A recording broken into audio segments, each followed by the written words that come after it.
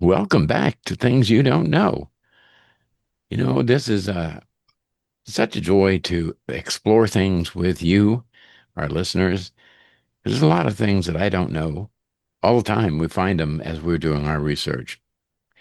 When Dr. Deneen suggested this particular topic, I knew a little bit about it, but I was not aware of the all of it. So I'm excited to share it with you. But anyhow, this is a show where the overlooked and the obscure get their moments in the spotlight. And take it away, Dr. Deneen. Thank you, Dr. Weaver. I'm here to dig through the dusty corners of American history that most textbooks skip. And I'd like to encourage you, ladies and gentlemen, to ask the questions you were too polite to bring up back in high school history class. Or even college history class. Look, today's topic might surprise you. We're talking about secession, but not that secession, not Fort Sumter, not Jefferson Davis, not the Confederacy. We're going to rewind to the decades before the Civil War when multiple regions, not just the South, flirted with breaking away from the United States. Dr. Weaver, I was very surprised. History is kind of my thing, so I knew something about the first possible secession we're going to talk about. But I did not know until we researched a little further about at least these other two. So we're going to be looking at things from New England threatening to walk out during the War of 1812, to South Carolina's standoff with Andrew Jackson over tariffs, sound familiar, Mm. to debates about chopping Texas into as many as 5 states when it came into the Union in the 1840s. Friends, America's unity was being tested long before 1861. One could argue, in fact, the United States has basically been a group project with people threatening to quit almost since day one. Pretty much. And we're going to explore, as Dr. Deneen pointed out, three major moments when the glue holding the country together almost came unstuck. Let's go back. It's late 1814. The United States is in the middle of the War of 1812 against Britain. And, well, it's not going too well. Washington, D.C. has been burned, trade is strangled, and the British Navy rules the seas. Hail Britannia! People of New England, especially the people of Massachusetts, Connecticut, and Rhode Island, are furious. Their economy depends on shipping, and the British blockade is devastating their trade. Many Federalists in the region think that the war is pointless. Some suspect it's just a southern and western adventure to grab more land from Canada, if not the entire country itself. So they basically said, why are we paying for your war? Exactly. In December 1814, delegates actually, when I think about how this unfolds, and you'll see what I mean in just a moment, it almost seems sort of funny and humorous. Don't you think, Dr. Deneen? Yes, indeed. I mean, they're very frustrated. Okay, And so let's unfold it for people here. The delegates from several New England states meet in Hartford, Connecticut. Their official purpose is to discuss grievances and propose constitutional amendments. The unofficial reputation is plotting to secede. now let me put on my historian's hat here for a minute. They didn't actually vote for secession, but they came pretty close. They debated the idea, but they settled on a compromise demanding changes to the Constitution, like requiring a two-thirds vote in Congress for declaring war or admitting new states. They even had a thing that, as someone who was born in Virginia, I suppose I should resent, but they wanted a rule that no president could be from the same state two terms in a row. And at that time, all four American presidents, three of them had been from Virginia, John Adams being the one exception. So after all of this, the Federalists send delegates to Washington to negotiate. Unfortunately for them, they had the worst timing imaginable. Just as their representatives headed south, news arrived. The Treaty of Ghent had ended the war, and Andrew Jackson had won a smashing victory at New Orleans. The Hartford Convention suddenly looked unpatriotic, maybe treasonous, maybe kind of silly in a way. So they went from responsible dissenters to traitors in what, a week? Pretty much. As Winston Churchill said, there's no such thing as public opinion, only published opinion. The Federalist Party never recovered. The Hartford Convention became political kryptonite. It's a reminder. Secessionist talk wasn't limited to Southern cotton fields. In 1815, it was New England, and they did have their reasons for sure. So let's fast forward a little bit. Let's go to the early 1830s.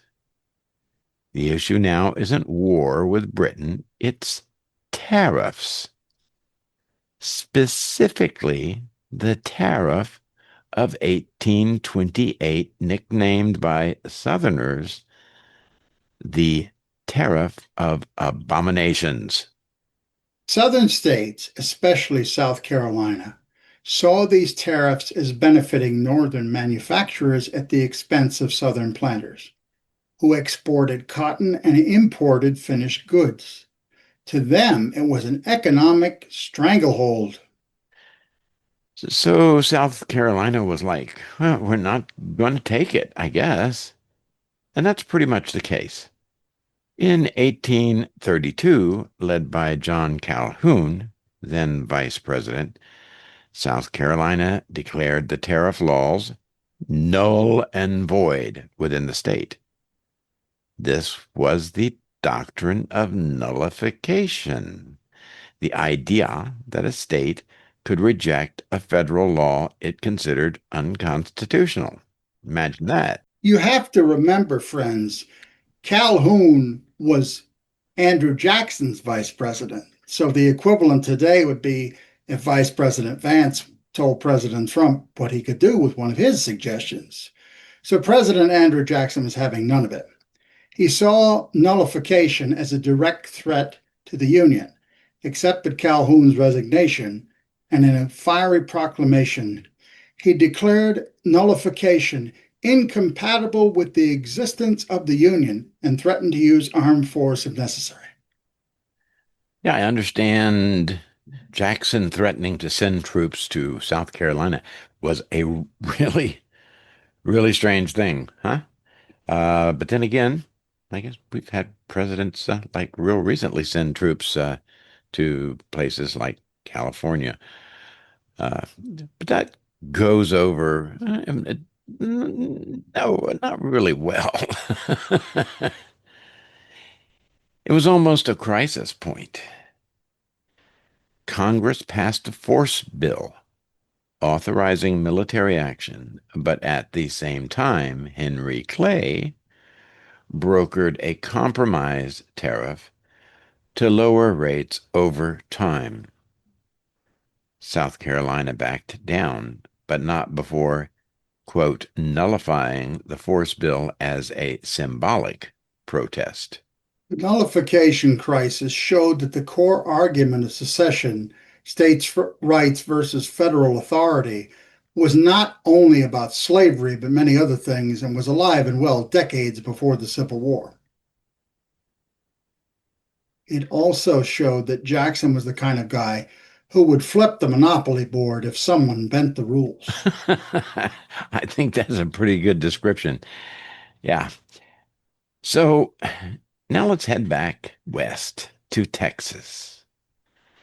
Texas joined the Union in 1845, but the terms of its annexation were unusual.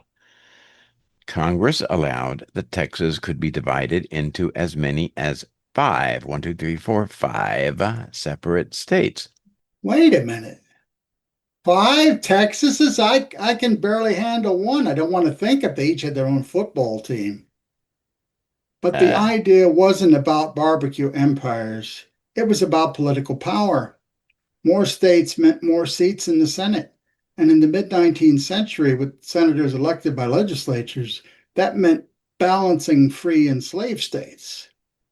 at the time, Texas was huge, still is, and sparsely populated outside a few areas. Some thought dividing it could make governance easier. Others saw it as a way to strengthen the South's influence in Congress. So, why didn't it happen? Well, a mixture of politics, population distribution, and the growing national tension over slavery. As the Civil War approached and he moved to split Texas, risked igniting that powder keg early. After 1861, the idea basically disappeared, although it occasionally resurfaces in modern political debates. Even today? Yes, Yes, you're quite right. And there's a strange twist to all this. Some modern Texas secessionists still bring up the five states clause as proof of Texas's special status, even though it's about subdivision, not leaving the Union. But you can twist things however you want to say it. So, in theory, Texas could be like Voltron, broken to pieces and still part of the team. yes. If you want a very interesting analysis of Texas independence and its decision to join the Union, there's a wonderful film with Broderick Crawford and Clark Gable called Lone Star. It's one of my favorites. Indeed. So, from New England in 1814 to South Carolina in 1832 to the Texas statehood debates, the idea of breaking up the Union has popped up more often than we think. That serves as a reminder that the United States has always been a balancing act between regions, between economies, between different visions of what the country should be. That the united in the United States has always been more of a goal than an absolute guarantee. Yeah, exactly. The threats to the Union didn't start with the Civil War, and they certainly didn't end there. History just doesn't repeat. Sometimes it whispers warnings we've heard before. If you want an interesting analysis about this same subject from a different point of view, check out our two podcasts on states and almost states, looking at areas that both became part of the United States and wanted to but weren't able to. Indeed. And as you say, history doesn't just repeat. Sometimes it whispers warnings we've heard before, and also sometimes it just says, hey, don't burn your bridges until the treaty's signed. Well, okay, we'll leave it there for today. Thanks for joining us on Things You Don't Know. Until next time, keep asking questions. Get your intellectual shovels out and dig, dig, dig. You'll find out a lot of fascinating different things. I would argue that's the task of any person. The version we got in school is not so much incorrect as incomplete. It's a starting point, a framework.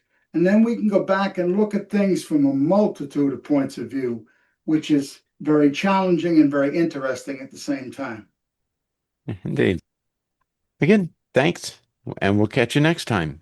So long, everybody.